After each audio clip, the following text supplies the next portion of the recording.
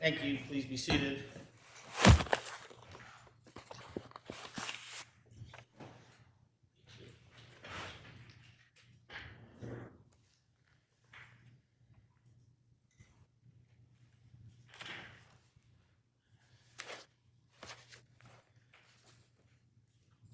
Good afternoon, everyone.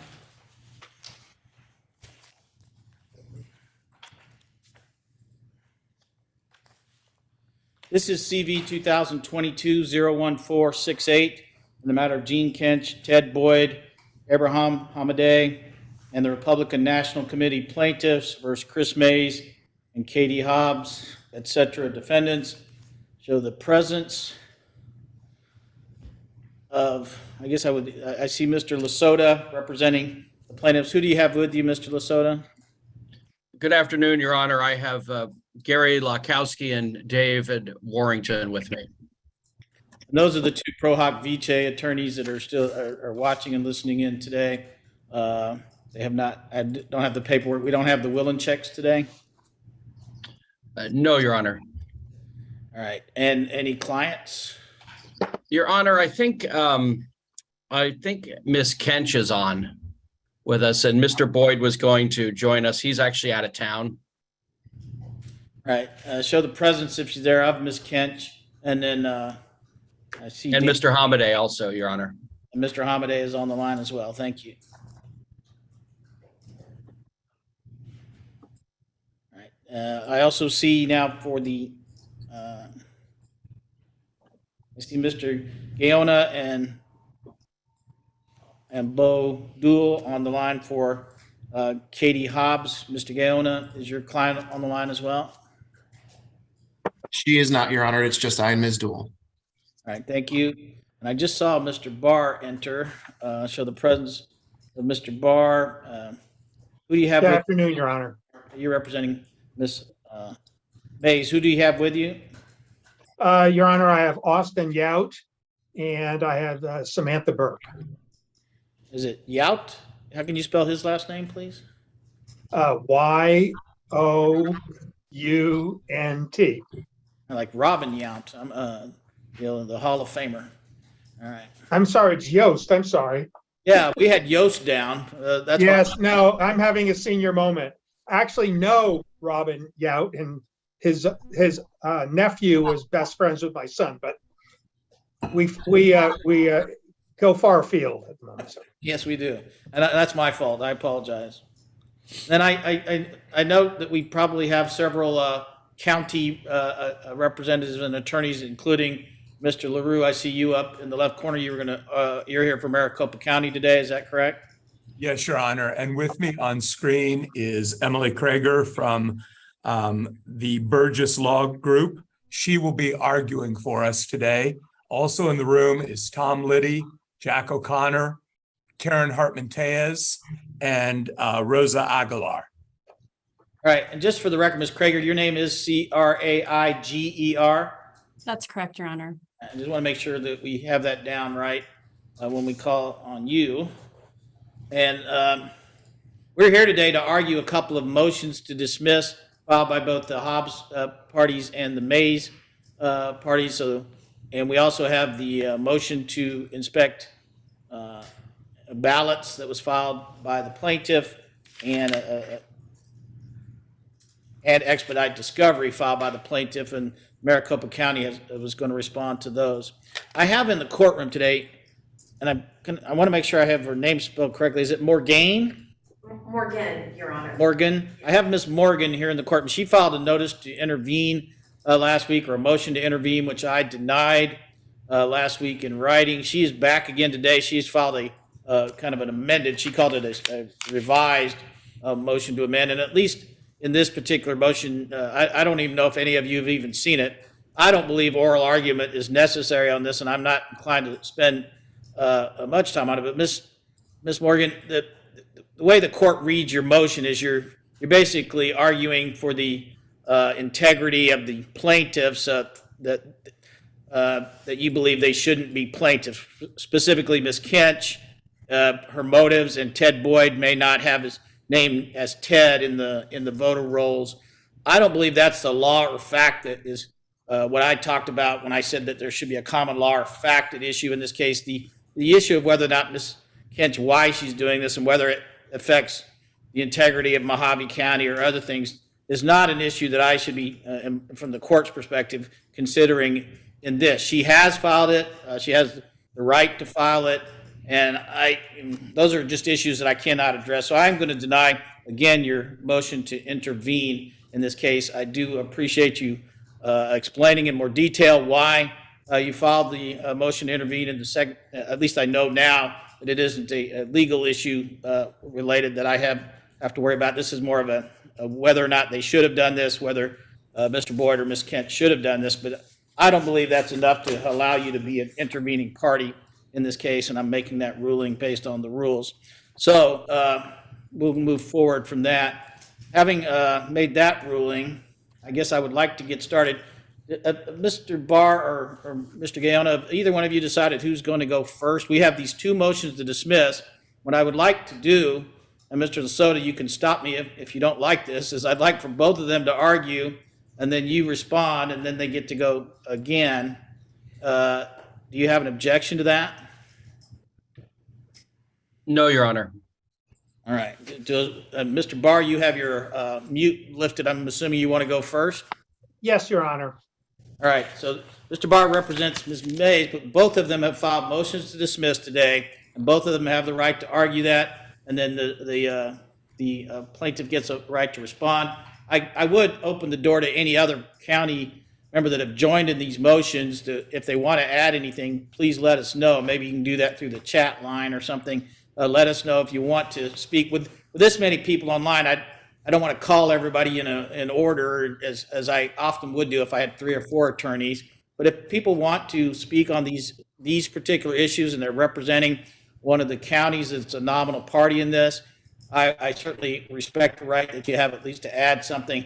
But the ones of you who have joined. It's in the file. And we all know that you've joined in these particular motions. And if you have additional things to say, let me know and I'll give you a chance. But if not, I'm just going to go with what I've mapped out so far. So, Mr. Barr, you're going to go first. Go ahead. Thank you, Your Honor. Dan Barr here for Attorney General-elect KRIS Mayes. Your Honor, to start off, there's no special action relief available in an election contest. Judge Randall Warner ruled 3 weeks ago in Mr. Hamadeh's first election contest lawsuit that mandamus relief is available only where there is no adequate remedy. There is an adequate remedy here, Your Honor, which is the election contest statute. That means that the Republican National Committee cannot be a party in this case because only electors of this state may be parties in election contest state action. It's not an issue of standing as set out by the plaintiffs in their response, but one of statutory authority to bring an action. And since the Republican National Committee is not an elector of the state, they can't bring an action. The response spends a few paragraphs saying, well, maybe they could have associational standing because they have members that are electors of Arizona. Well, I guess if that were the law, then the Elks Club could be an elector, or a private hospital, a private employer could be an elector. Any sort of association of people could be, and so that's clearly not the law. Having no special action relief also means that the plaintiffs cannot seek some of the relief they're seeking in this case. The court has no statutory authority to order Maricopa County to allow people to vote who, for whatever reason, decided not to vote during the 26 days that they had to vote for the November election. The relief, Your Honor, is limited solely to that which is set out in ARS 16-676. So the special action relief that the plaintiffs seek here is simply not available because special action relief isn't available. Now, let me talk about the insufficiency of the pleaded election contest complaint. Simply, Your Honor, the overview is there's no there there. It is a lawsuit in search of facts. They have had 5 weeks to produce any facts on which to plead for relief, and they haven't done so. Despite the fact that they have named 15 counties as defendants in this case, 5 weeks after the election, I very much doubt that the plaintiffs today could name one person from each county who actually was prohibited from voting in any way and unable to exercise their right to vote. And by identify, I mean provide a person with a first and last name who was unable to vote for any reason. The fact that they can't do that speaks volumes to the weakness of their complaint.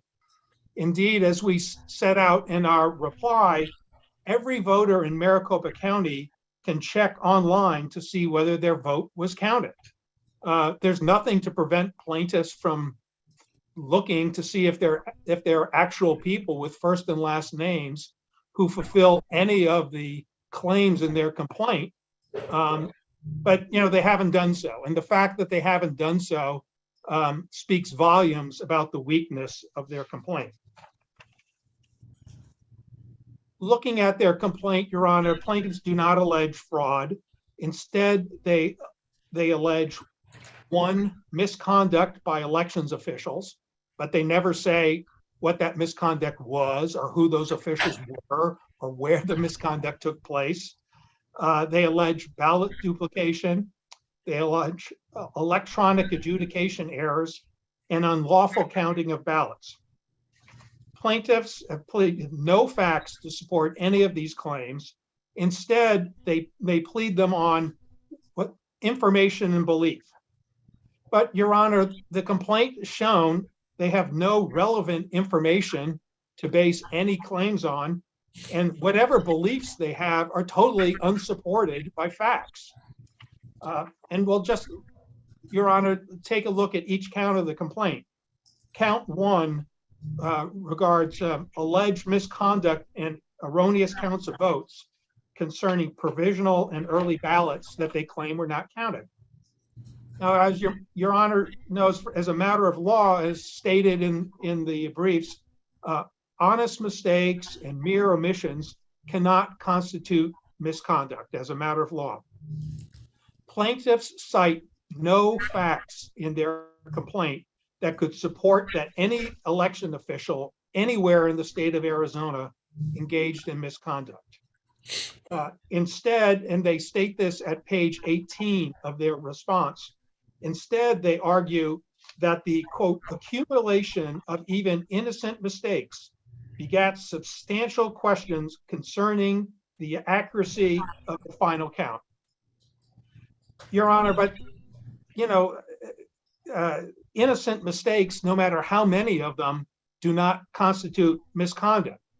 I mean, their complaint is literally 0 plus 0 plus 0 plus 0 equals something more than 0. And that simply isn't so. The alleged accumulation of innocent mistakes are still innocent mistakes, and these are alleged innocent mistakes, by the way, and cannot constitute misconduct as a matter of law. In addition to pleading no facts regarding misconduct, plaintiffs plead no facts that if the misconduct occurred, it may have affected the election in any way. There are no facts that anyone counted any votes erroneously, and certainly no facts to the extent that and if there was a, quote, accurate count, that would have resulted in somebody else winning the Attorney General's race. Now let me get to count 2 of the complaint, which alleges that Maricopa County poll workers denied provisional ballots to unspecified number of people. The complaint does not identify even one voter who was denied a provisional ballot or any facts on where or when this supposedly happened. There are no facts whatsoever regarding alleged misconduct. Count 3 of the complaint concerns alleged duplication errors. In this portion of the complaint, Your Honor, the only facts that plaintiffs have is stating that 2 years ago, during the 2020 presidential election, Maricopa County Ballot Duplication Board erroneously transposed 0.37% of the sample ballots designated for duplication. To which anybody would say, so what? I mean, this happened 2 years ago. It in no way reflects on anything that happened today. It certainly in no way proves anything or is a sign of anything regarding the 2022 Attorney General race. And next, Your Honor, we get to count 4 of the complaint, which is alleged electronic adjudication errors. Plaintiffs say that a hand audit of the governor's race revealed only a single instance where a vote for one candidate for governor was tabulated for another candidate. There are no facts regarding the Attorney General's race. To say that, this allegation regarding one vote in the governor's race somehow states a claim for an election contest in the Attorney General's race is frankly absurd. They then go on to talk about undervotes. And as we all know, undervotes are perfectly normal fact of life in election. They don't mean anything. The further one gets down the ballot, the more undervotes there are, because a lot of voters don't know who people are. And as probably the court is well aware, when you get down to voting for judges, there are a lot of undervotes. And it doesn't mean that any misconduct has taken place. Certainly doesn't mean that any fraud or untoward things have taken place. Finally, Your Honor, we get to count 5, which the alleged signature verification errors. As a substantive matter, plaintiffs do not allege that a single ballot was illegally counted on this basis. But as a matter of law, Your Honor, this claim is barred by laches because it is dependent upon arguing that there is some flaw in the elections procedural manual that was written in 2019. And so plaintiffs have now sat on their hands for 3 years and waited until after the election. And that is clearly barred by laches. And also as a matter of law, Your Honor, a procedural challenge to the elections procedural manual as a matter of law must be challenged before the election is held. And that's the Arizona Supreme Court held that 35 years ago in the Tilson versus Mofford case. So as a procedural challenge, count 5 must be dismissed. And frankly, Your Honor, the first go around of this very same lawsuit that was filed 3 weeks ago in Maricopa County Superior Court, the previous lawyer did voluntarily dismiss count 5 because he acknowledged that it was a procedural challenge. So for the reasons I've discussed above, Your Honor, this complaint must be dismissed for failure to state a claim. I'll talk about 2 other things, Your Honor, that getting back to the relief that they're requesting. And I said, as a matter of law, they can't seek mandamus relief. But, if you look at their response, it really sort of gives away why they can't get any relief, because they cite these things about relief that they're seeking with absolutely no authority supporting it. At page 8, they state, the court is empowered by statute to furnish any and all remedies requested by the statement of election contest, period. Citation to nothing. And that shouldn't be a surprise because they're not entitled to that relief. On page 8 and 9, they state, quote, the power to affirm or annul the outcome of an election necessarily and intrinsically presupposes a subsidiary authority to make orders regarding disposition of particular ballots. Your Honor, I will admit I have no idea what that statement means, but there's no citation to that either. And so I think the fact that there's no law supporting these, frankly, wild statements of law is further indication why they're not entitled to relief. They're entitled only to the relief prescribed by the election contest statute. And with that, Your Honor, I'll turn it over to Mr. Gaona, unless Your Honor has any questions. Thank you, Mr. Barr. I don't at this time. Mr. Gaona, your turn.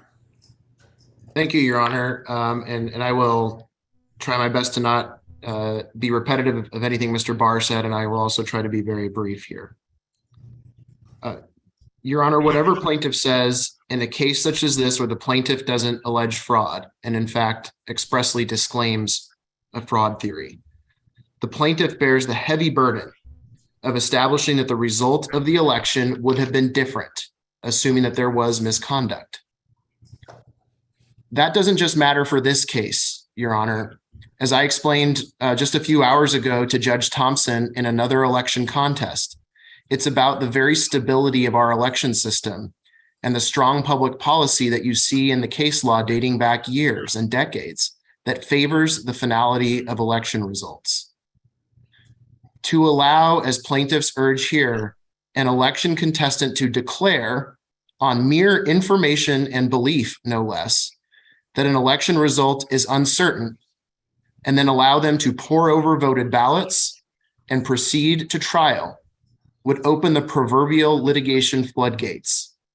Every election could be contested and proceed to trial. That cannot and should not be the rule, and this court shouldn't be the one to set that dangerous precedent. Now, plaintiffs in their response accuse those on this side of the V who filed motions to dismiss of attempting to apply the wrong standard in evaluating the motions to dismiss their election contest. And that's just plain wrong.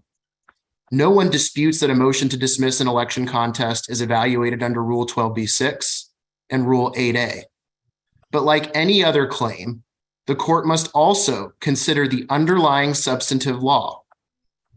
If you put those together here, Your Honor, what that means is that the court cannot make unreasonable inferences. That's the Jett case, J-E-T-T we've cited. An election contest cannot rely on mere conjecture or public rumor. That's the Hunt decision from 1917. This court must apply all reasonable presumptions in favor of upholding the election. That's the Moore decision from the Court of Appeals. And it must also presume that election officials acted at all times in good faith. That's Hunt again. When you take those standards and apply them to the entirely speculative allegations that Mr. Barr just went through as to each count in this complaint fails to state a claim and should be dismissed. I do want to stress, I'm not going to repeat anything Mr. Barr said, Your Honor, but I do want to stress one more issue that relates to count 5. Count 5 is about the alleged invalidity of an elections procedures manual provision that relates to it, what is or is not a voter's registration record. The Secretary agrees that that claim is barred by laches and also agrees that it's just wrong as a matter of law. The legislature changed this statute just a few years ago to expand it to refer to a registration record. And what the plaintiffs are urging you to do here is to say that the legislature in enacting that change to law actually meant nothing. And as a corollary, they're also urging you to disenfranchise some unknown number of voters in Arizona and throughout Arizona of all political parties and political persuasions to disenfranchise their votes after the fact based on a claim that if it had any merit, which it does not, should have been brought years ago. Your Honor, the Secretary has served as Arizona's chief elections officer for 4 years. She believes that every legally cast ballot should be counted. Those ballots have now been counted. And she strongly urges this court to reject plaintiffs' request to disenfranchise untold number of Arizonans and overturn the result of this election. and thus urges the prompt dismissal of this action. Unless Your Honor has any questions, that's all I have for now. Thank you, Mr. Gaona. Mr. Lasota, your turn. Thank you, Your Honor. So I'd like to start by just going through, we just heard about, well, you know what, if you let this proceed, every single person who ever loses an election is going to file an election contest. So I think we need to look at, first of all, what we're talking about in terms of how close this election was. Actually, the contestee, Ms. Mayes, filed a supplemental authority on a case that was dismissed. Well, the vote difference there was 120,000 votes. So the vote difference here is 511. That's 0.02. We think by percentage, that is the closest statewide candidate race in state history. So we're not talking about, some kind of outlandish theory on trying to overcome just a huge number of votes.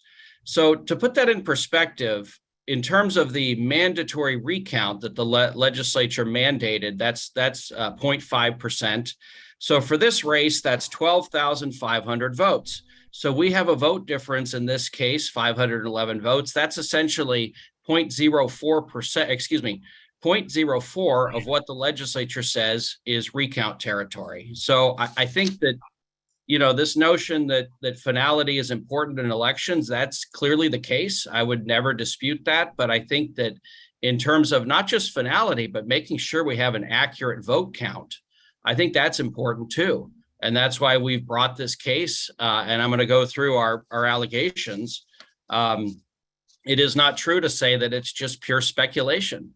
That's just totally inaccurate. So the other reason it's important is, sometimes it takes a lot of votes that weren't counted properly to overcome a certain margin. In this case, we have a wide disparity between how election day voting went in terms of how those people voted. They tended to vote for Republicans, and how early ballots went. Those people tended to vote for Democrats. So, we're probably talking about a situation where if votes have not been counted, it would significantly favor one side or the other, as opposed to following the overall margin of 0.02%. So, there's a lot of critiques about what's been alleged, but with over 2.5 million votes cast, we have to remember that even very small mistakes can make the difference in a case such as this. So in terms of the defendants continually misstate the standard. So I'm going to quote it one more time. And we have not alleged fraud. That is not part of our case. That is accurate.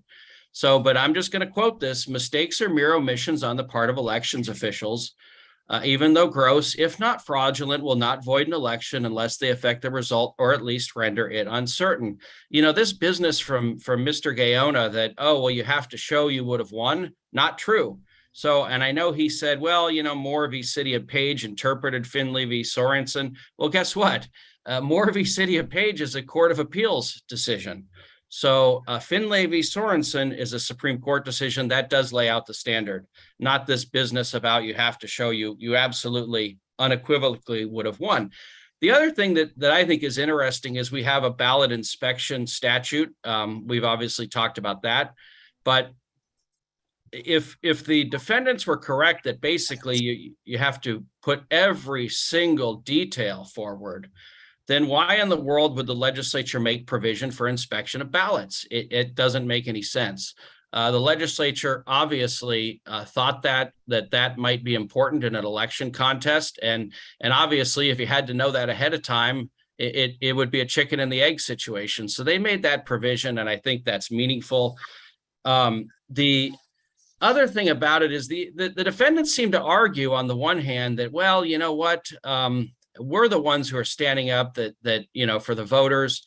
I think the reality is what they're claiming is that if a vote isn't counted at all, then that can never go into the actual prong in the statement of contest of an erroneous vote count. And I think that's simply not true. I think that statute clearly means, look, if a vote wasn't counted at all and should have been counted, that is an erroneous vote count. It doesn't just apply to votes that the elections officials decided to count or that the machine said to count. So in terms of the actual claims and the parties, I don't know why Mr. Barr keeps spending time on the RNC.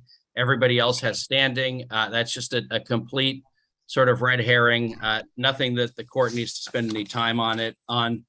But we basically have a variety of different buckets, if you will, and they're all important. The undervote issue, and we've talked about what we need for that. You know, we've got our expert essentially saying, look, the machines are not set for to pick up enough of the part that's filled in.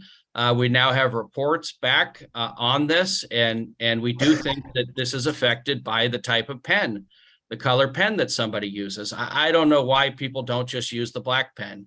I mean, you know, I wish they would. Some people, for whatever reason, think they have to use a different color pen, and I know this has been talked about before, but it's in a different context, that these these electronic adjudications simply are not good enough to pick up a lighter colored ink. So you have undervotes you have votes for candidates that are being wrongfully counted or not counted, you might say, as undervotes. So I think that's an important one, that an examination of the actual ballots.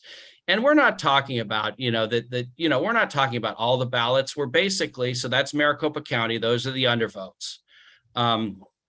Pima County, we have essentially, we have a huge number of duplications. The hand count seems to reveal that overvotes are votes for Mr. Hamadeh are being counted as overvotes for some reason. So, I think the bottom line is, with an election this close, we need to get to the bottom of the claims that we've made. And to do that, we need access to the ballots. I know that kind of goes into the next motions that we'll be arguing.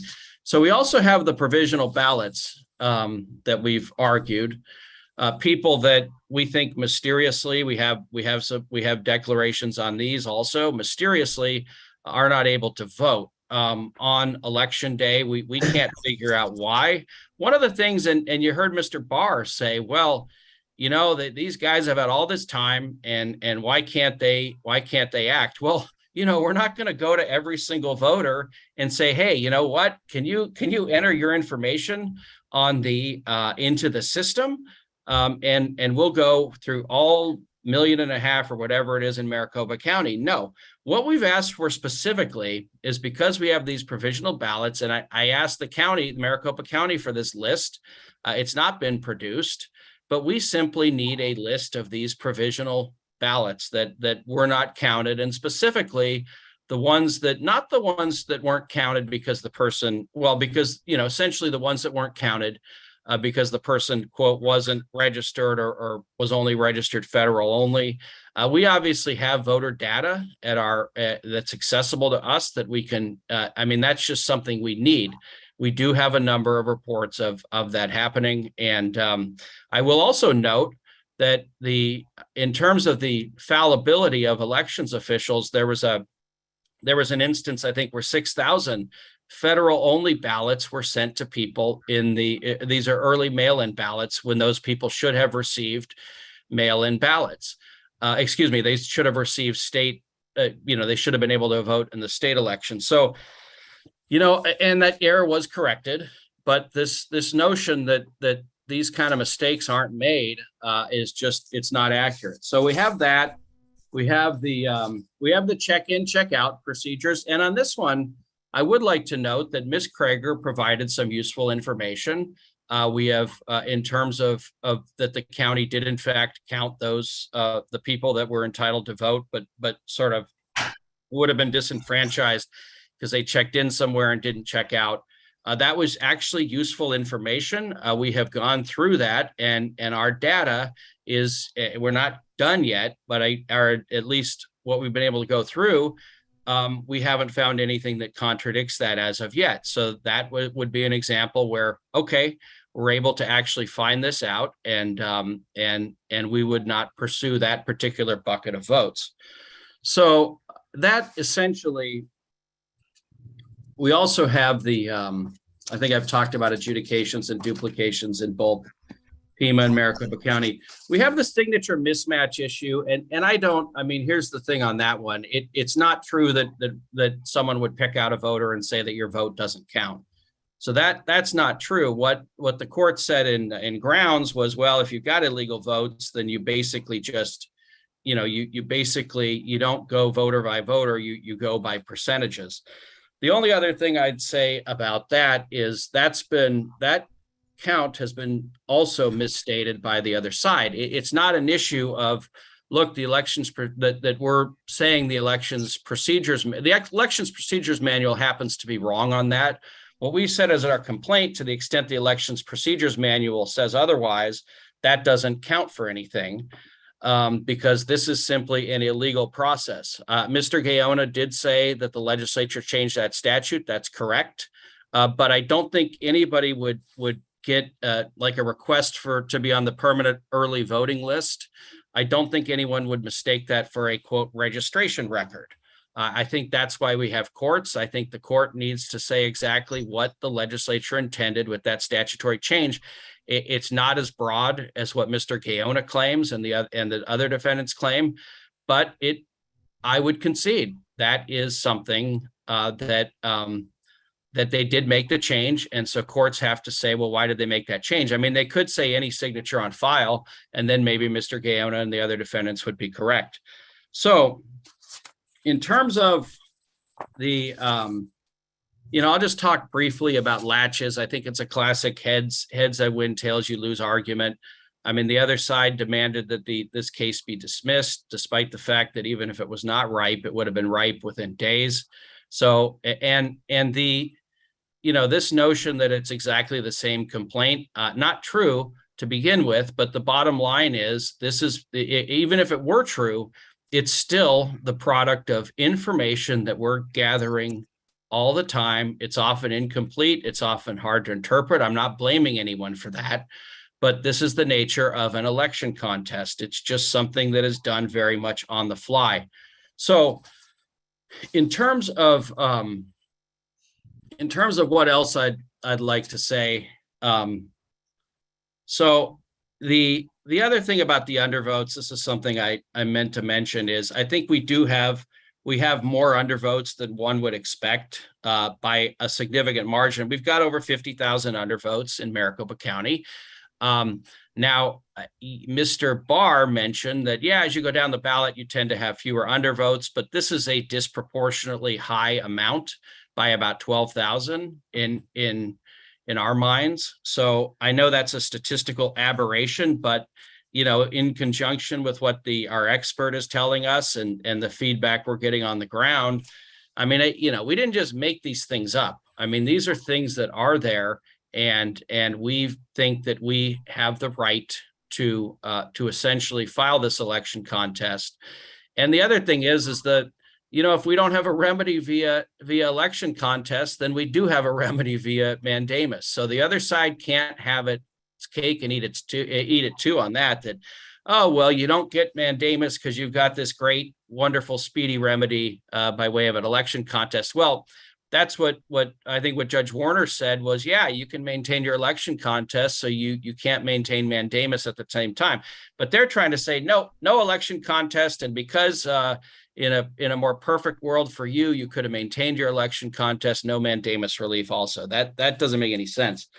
In terms of the, so I mean, I think the bottom line is we have a very historically close election. I think this parade of horribles about, well, if you allow this and allow, every single person who challenges is going to challenge, I think doesn't really add up.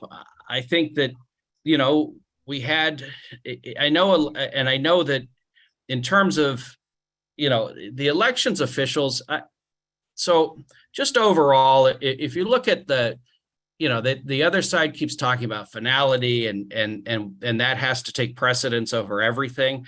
I mean, the bottom line here is particularly, and this is just a general observation. This is not so much other than the check-in, check-out procedures and potentially provisionals, not part of our complaint. But, you know, Maricopa County admitted that 31% of their vote centers were not functioning properly on election day, and it was because their printers weren't working. Well, I mean, that's a pretty fundamental thing. And they basically, you know, keep saying, look, you know, nothing to see here, move along, trust us. And, you know, it's not a bad thing that in a race this close, that there's actually an election contest where that there's an ability to check the ballots to see if they're correct and to essentially have each side get the ability to make their case. So I think, Your Honor, we would urge that the motions to dismiss all be denied. Thank you. Thank you, Mr. Lasota. I had missed earlier on the chat room what I had suggested they do. Somebody had wanted to talk, and that was Maricopa County. What I'm going to allow them to do is talk about this issue on the motion to dismiss, and then I'll let Mr. Lasota have a response to that before I go back to Barr and Gaona. So, Ms. Kreger, did you want to address the motion to dismiss as well? Thank you, Your Honor. We joined the Secretary of State's motion, and I, don't want to belabor legal issues and points that have already been made. However, I do want to reiterate that plaintiffs have failed to meet their burden. The entire contest is based on pure speculation and hypotheticals. In fact, the claims are based almost entirely upon information and belief. What plaintiffs have done is taken publicly available numbers related to the election and provided theories about the basis for those numbers. But these are purely hypotheticals and in most cases are entirely wrong. And this is clear based on publicly available information for which this court can take judicial notice pursuant to Coleman v. City of Mesa, 230 Arizona 352. For instance, plaintiffs talk about people who checked in on election day and then did not check out and cast a provisional ballot at a second vote center. I believe this is the issue that Mr. Lasota was referring to that I provided information about. That's correct, I did. The county has identified 146 voters where this happened, but 109 of those ballots were tabulated. That occurred because the county reviewed the number of ballots cast at the first vote center versus the number of check-ins and determined that there was a variance. So it could reasonably determine that the person had not cast a ballot at the first vote center. So those provisional ballots were counted. The remaining ballots were not tabulated because 20 were federal-only voters who voted a full ballot, so that could not be counted by law. 2 people declined to place their ballot in a provisional envelope, so those ballots also could not be counted. That leaves just 15 of those voted ballots that are in question. This is not a significant number and not significant to move the needle in this case. I also want to point out that Mr. Lasota has made a comment about a percentage of vote centers with printers that weren't functioning properly. The reality is that the printers printed 100% of ballots that were readable by the human eye, and 100% of those ballots that were put into door 3 were counted at central count tabulation.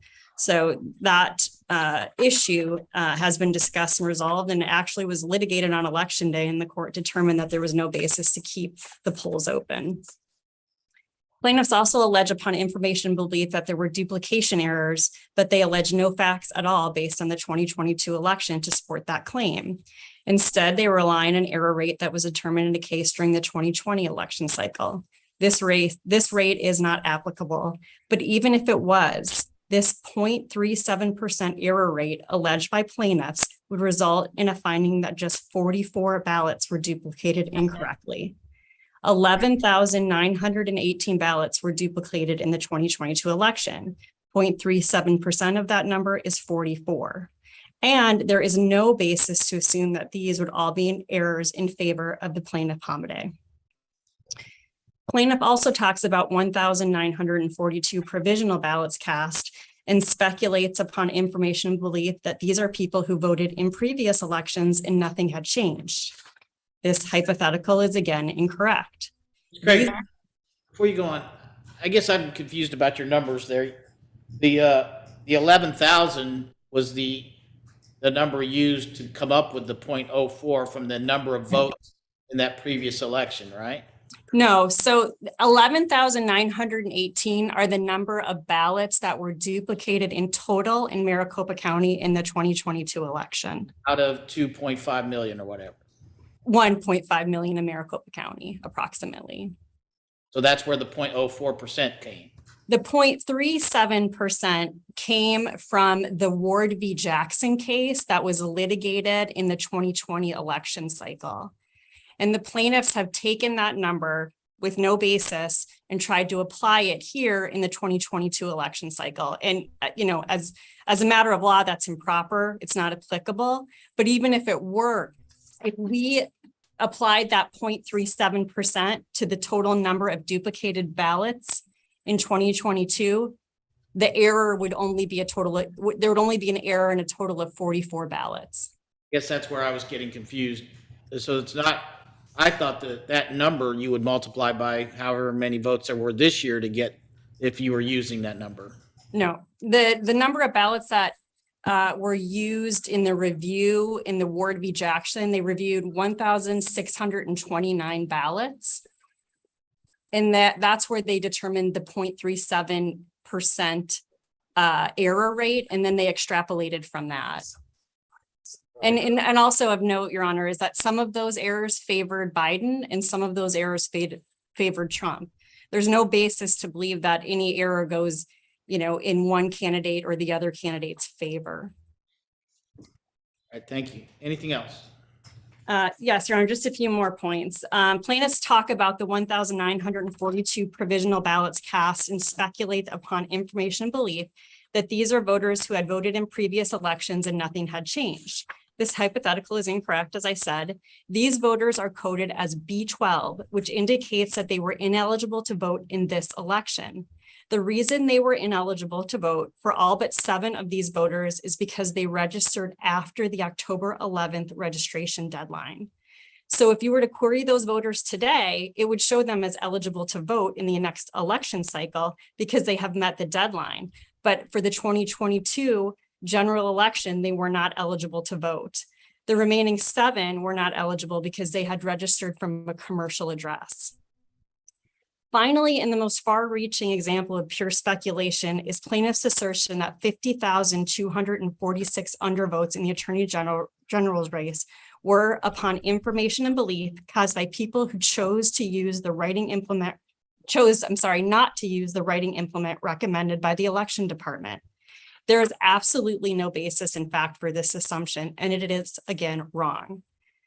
First, this 50,246 out of the more than 1.5 million ballots cast in Maricopa County is entirely within the normal range of individuals choosing not to vote in a particular race. This happens in every election. In fact, in the August Republican primary for Attorney General, more than double the percentage of voters undervoted that race.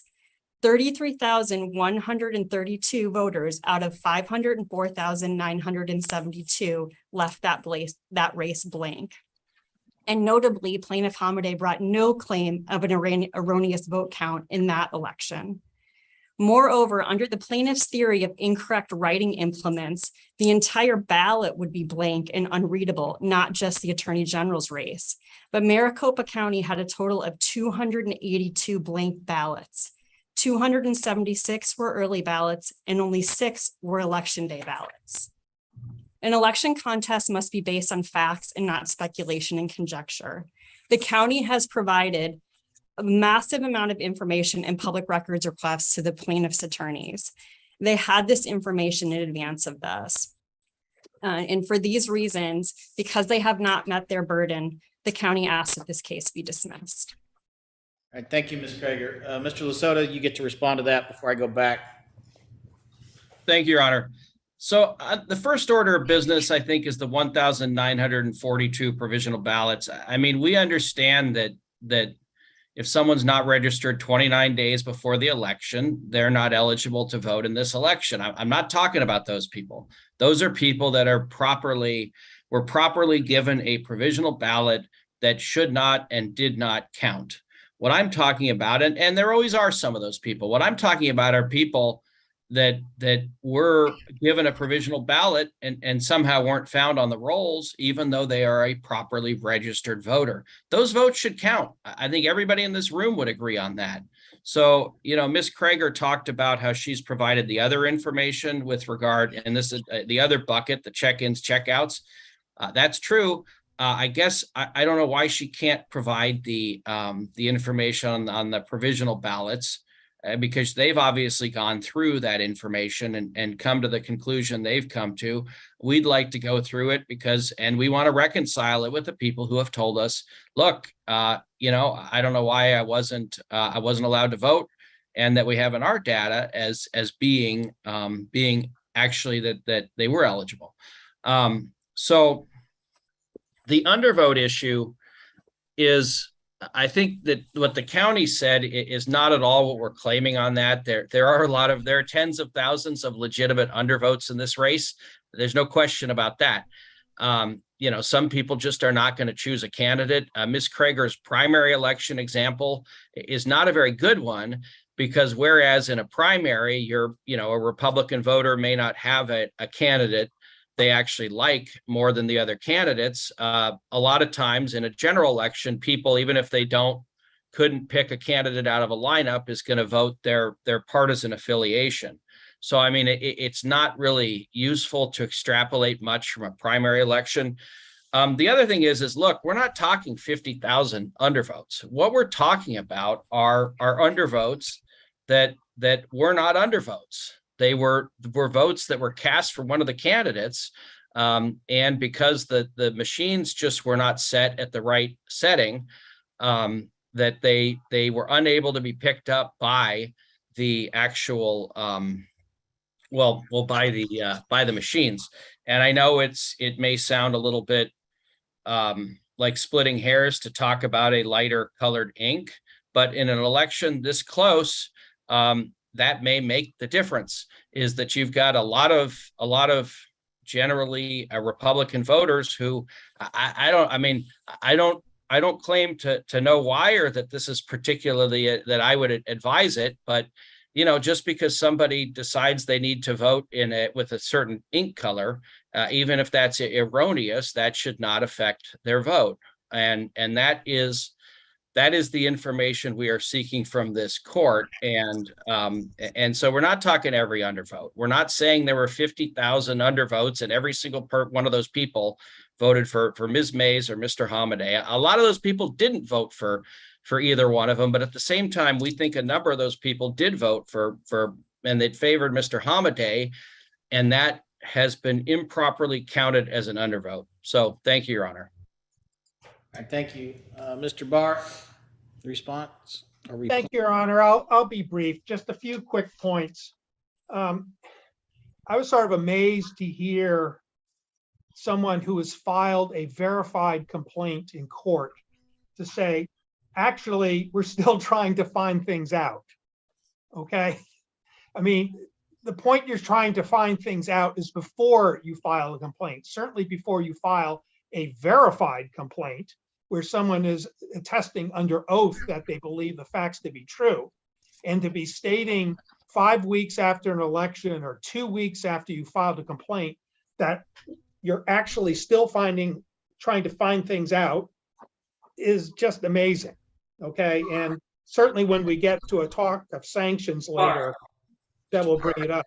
Yes. Limitations on what they can look at. I mean, that's this whole inspection of ballots thing. Isn't there some limitations that they cannot do certain things before they get authority from the court? Your Honor, they can, under the statute, they can ask for a 3-person committee to examine the ballots. That's certainly true.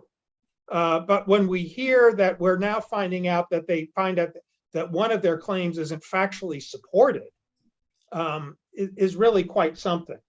Then we have the statement that this really isn't such a bad thing in a race this close, that there's an election challenge to make sure that the count is correct. Well, there's something that's statutorily provided, Your Honor. It's called the recount, and that's happening right now. And that happens in races that are close. It doesn't mean that in close races that you can file election challenges that fail to allege any facts that would constitute misconduct or anything else that would qualify for relief under an election contest. Having a close race doesn't mean that you get a free pass on asserting facts to constitute misconduct or to constitute that the votes were counted incorrectly. And then we get to this, I'm sorry, the people who chose to use some other ink color. I mean, I know this gets outside, the statute, but these people were instructed by the head of the Republican Party, Kelly Ward, and by Mark Fincham to deliberately use blue colored ink and other things to mess up the ballots. I mean, that these people deliberately chose, for whatever reason, to disregard the election, the direction of elections officials and use some other color ink pen. That's on them. I mean, that certainly isn't misconduct by any elections official. So, Your Honor, I think we rest on what our papers are. We haven't heard, again, the first and last name of any breathing human walking this earth who was somehow denied the ability to vote in an Arizona election. And we're 5 weeks from election day. They can't name one such person. And the fact that they can't even name one at this point, standing alone, means that this case should be dismissed. Thank you, Mr. Barr. Mr. Gayona, before you talk, I guess I have this question. I've been doing election cases now for 7 years, probably done a couple of dozen of them, and this one is so much different in the than the ones that I get after the nomination ballots are put in. This is the first post-election, but it's got some of the same statutes address it. This is a contesting an election. If you could talk about the difference in what I'm supposed to be looking at in this type of a contested election, as opposed to something that has a bigger time frame and nomination ballots that I have done in the past. Your Honor, it is true that most of the cases that you've heard, in fact, I know I personally have had some cases before you that are challenging various types of petitions and also in the initiative context. And I'm not sure, specifically what differences the court is looking for, but obviously here we have a very limited universe of statutes that the Arizona Supreme Court has said control these proceedings. The court does not have jurisdiction to consider either grounds for a contest that fall outside of those statutes, nor does it have jurisdiction to grant relief that falls outside of that which is set forth specifically in the statute. So that is, that is really the focus, Your Honor. It's on the statute. And so that's why, for example, the Secretary's motion to dismiss, and for that matter, the contestees as well, is focused on what does the statute say are the grounds? And does this complaint meet the bare minimum for pleading an election contest, not only looking, as I mentioned earlier, at the familiar concepts that we look to under Rule 12b-6 and Rule 8a for a sufficient complaint, but pairing that with the substantive law that undergirds an election contest. And so with that comes all of the presumptions that I mentioned earlier. And it also comes with the fact that you have to show that the result would have been different. Now, I know Mr. Lasota likes to look at that word uncertain in the abstract, but consider the scope of what he's asking here, Your Honor. What he's saying is that it is enough for a plaintiff to come in and say, my race was close. I think there were some problems. I can't identify anybody who actually had any of those problems. Ergo, the result is uncertain. Ergo, I get to inspect ballots across the state. And ergo, I get to go to trial on the merits. That's not a sustainable model for how election contests should work, Your Honor. It's not how the legislature intended that they should work. And it's not how this court should allow this election contest to proceed. And the different, I'm sorry, Your Honor, I interrupted you. I interrupted you, and I apologize. When would it work? When should it work? If it doesn't work in an election where about 500 votes over this many, when, and the recount isn't even done yet, I understand that, but when would somebody, when we show some deliberate error or some sort of more than mere omissions, is that when it would work, an election contest, when there's evidence of that? Certainly, Your Honor. I think there's there's the Picacho Peak case there, and there's a perfect example where the margin, and I'm going to get the numbers wrong here, but I believe the margin was something like 15 votes, and it was found that there were something like 42 votes that were procured illegally. There was proof of that, and there was proof that it would have made a difference. But what there is not anywhere in the case law, and plaintiff has not cited you any case in which a court has said, well, the result is uncertain, therefore I'm going to throw out the results of the election. That's the standard that the plaintiff here is asking you to apply, and it's not the standard that exists under Arizona law.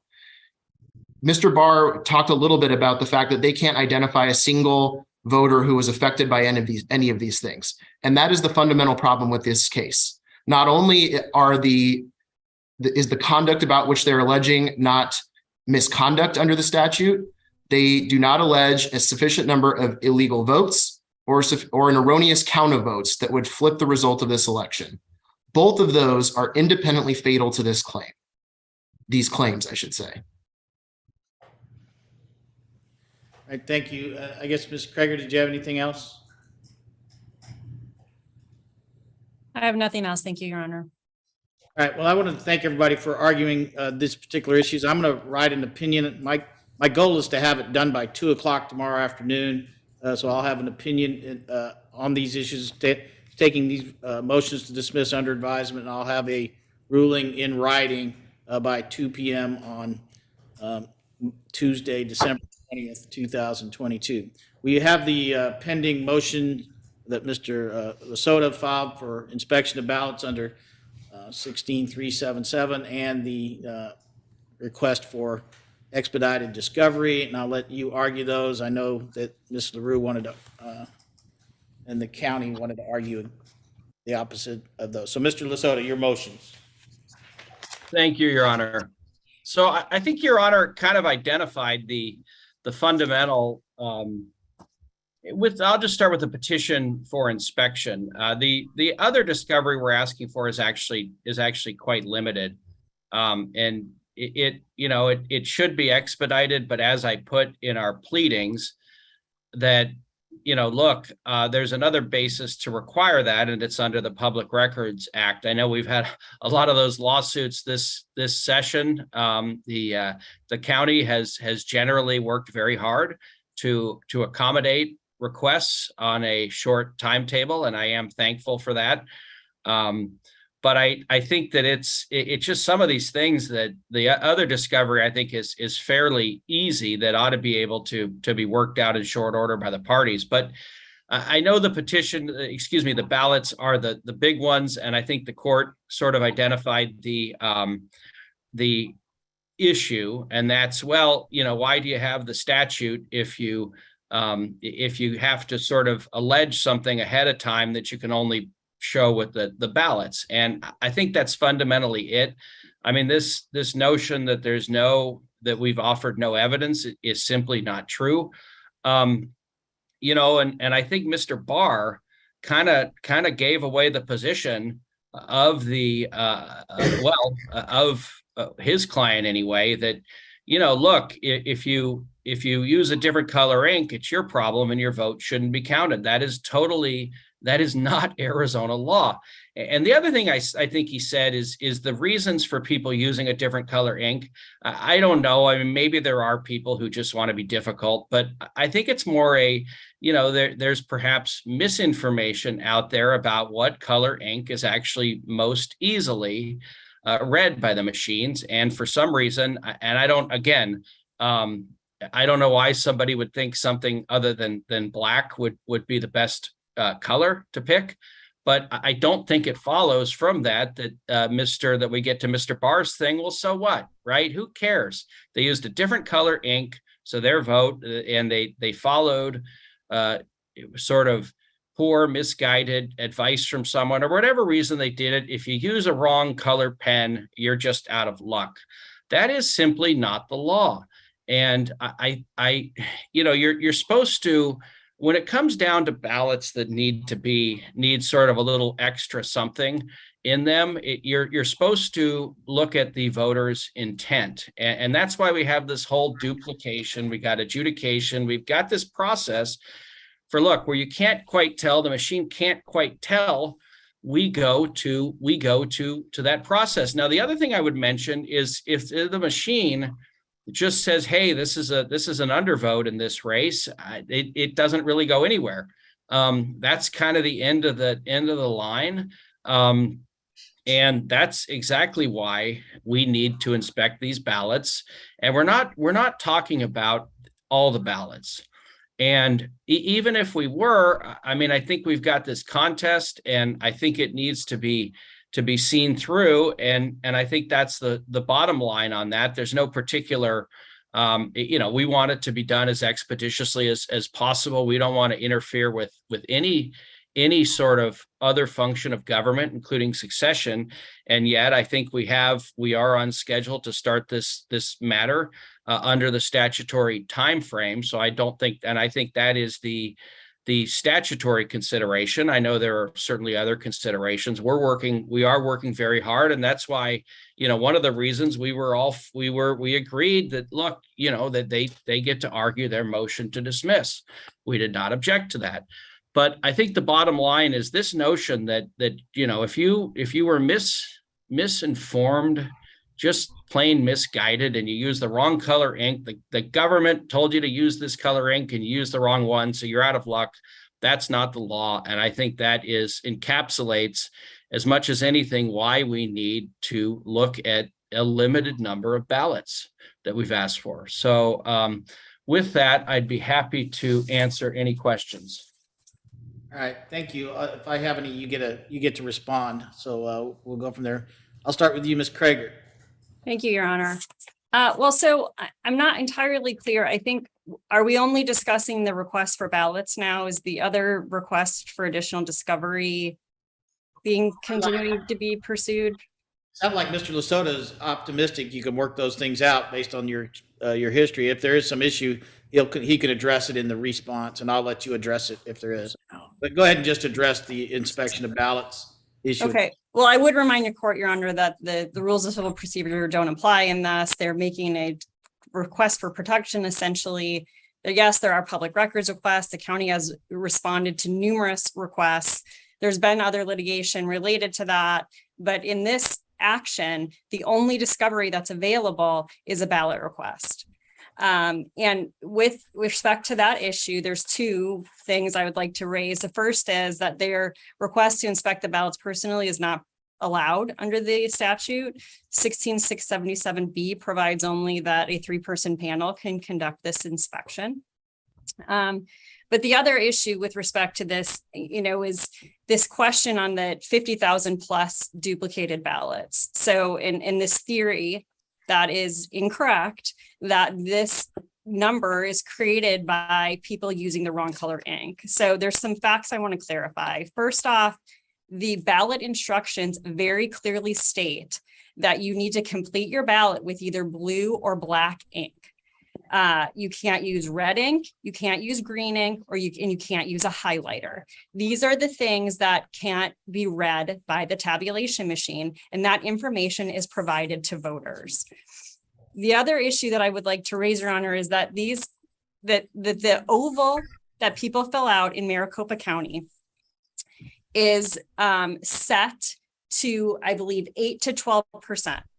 And because the oval is black, 4% of that is already completed. So a very, very minimal amount of ink needs to be placed in an oval in order for that to be triggered as either a stray mark or can go to adjudication if necessary, or to be considered a completed oval and a vote. So this idea that the machine is not sensitive enough to detect these things is simply not based in fact. The other problem, Your Honor, is, and as I said earlier in my statements, the theory that plaintiff has is that a person used the wrong color writing implement to complete their ballot, therefore the machine couldn't read it. If that's the case, unless a person is completing every race with a different color of pen or writing implement, then the entire ballot is not going to be read. And that is a very small universe of ballots versus the 50,000 that the plaintiffs are alleging here. And that 50,000 is not segregated by the county. So it is it is impossible for the county in this time frame to pull the 50,000 duplicated ballots. These 50,000 ballots that had undervotes related to the AG's race. So, for that reason, the county objects. And I also would like to point out that the county already is going to be in a hearing on Wednesday and Thursday of this week. It's currently scheduled in the Lake matter. And tomorrow there is some ballot inspection already happening related to the Lake case. So I just want to put these sort of logistical issues on the court's plate as well for consideration. Thank you, Your Honor. There's a specific inspection of ballots going on in that case? There is a 3-person panel looking at a small sampling of ballots in the Lake case. All right, thank you. Yes. Mr. Barr, did you want anything to respond to this specific motion? No, Your Honor, I would just join with Maricopa County and Secretary of State. All right, Mr. Gaona? Your Honor, I have nothing to add other than to reiterate the point made in the Secretary's response here, which is that we do not believe that any inspection should occur before the court has ruled on the motion to dismiss. Presumably, these would all be wrapped up into one, and that if there is to be a ballot inspection, it must proceed as prescribed by the statute, getting back to my point earlier. Thank you. Mr. Lasota, you get the final word. Thank you, Your Honor.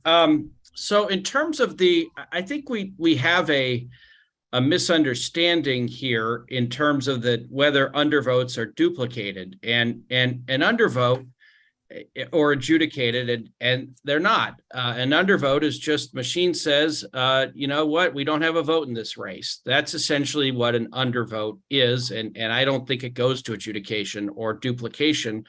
And I think Ms. Krager admitted that at the end, but and that's generally speaking, but I think she mentioned that we had 39, they had 36 adjudications and maybe about 4, but so I that was a mistake getting into that specific amount of numbers that she actually mentioned. But bottom line is, these don't go before a human eye typically, and that is why we think they need to.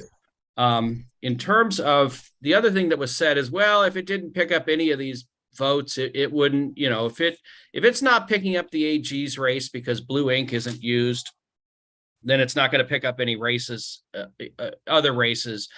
And that's not true. What we're saying is the blue ink is less, or whatever color it is harder for the machine to read. So whereas, maybe the person fills out a portion of the oval on the AG's race, and it does not get picked up with blue ink, and it does not get picked up by the machine, but they're a little bit better on the next race, and they fill out more of the oval, and so that vote is picked up. So in terms of, we think that, that this notion that you're going to have 50,000 blank ballots is just not accurate. We're not saying the machine cannot read blue ink. We're saying it is less efficient, is less able to read blue ink. And in a race of this small of a margin, I mean, that could make the difference. And so these voters, if they did fill out a portion of the oval, then that should be counted. I understand Ms. Krager's point. She says 8 to 12%. We say that the machines, I think we say they're set to 14%.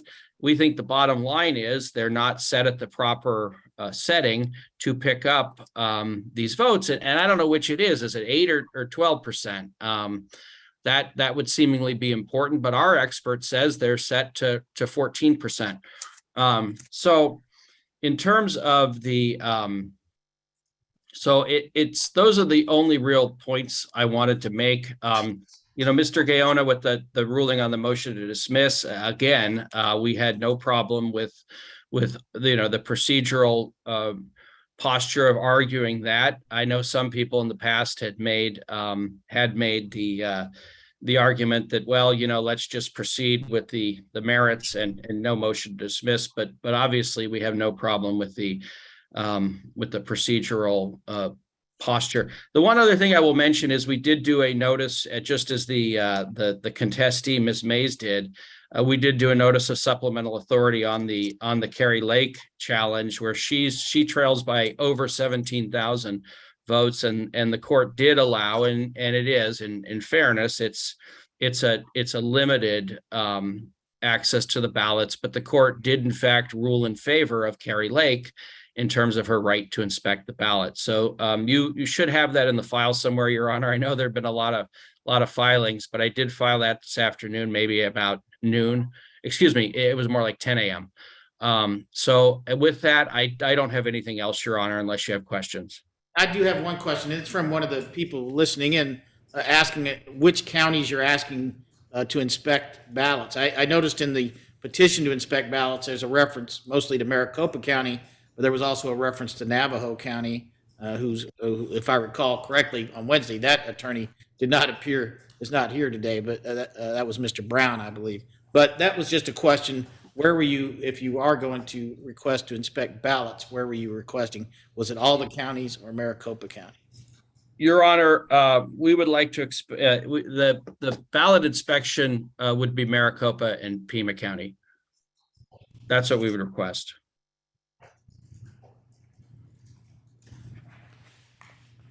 All right. So I, based on what you said during the middle of that argument, is kind of what I was going to do anyway, as I think I need to rule on the motion to dismiss first, and I will address, if I don't grant the motion to dismiss, I'll address it either way by 2 o'clock tomorrow, whether I'm going to grant the petition to inspect. So it is ordered taking under advisement of all these motions that are pending. Is there anything else I need to take up today, Mr. Lasota? Your Honor, I'm sorry. I should have said Navajo also on the inspection. All right. You did mention them in your In our complaint, yes. in the petition specifically too.